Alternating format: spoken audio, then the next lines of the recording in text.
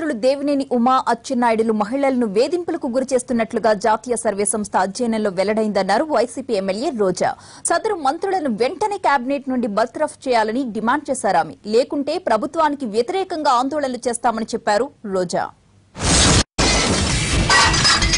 మన దేవినేని ఉమ గారు అండ్ అచ్చెన్నాయుడు గారు జాతీయ సర్వే సంస్థలో 4 మంత్రులు తేలారు. మహిళల మీద అరాచకాలు అఘాయిత్యాలు చేసే ప్రజాప్రతినిధుల లిస్టులో దాంట్లో 2 మన కేబినెట్ లో ఉండటం చాలా సిగ్గుచేటైన విషయం. అలాంటిని వాళ్ళని కనీసం బర్తరఫ్ కూడా చేయలేదు.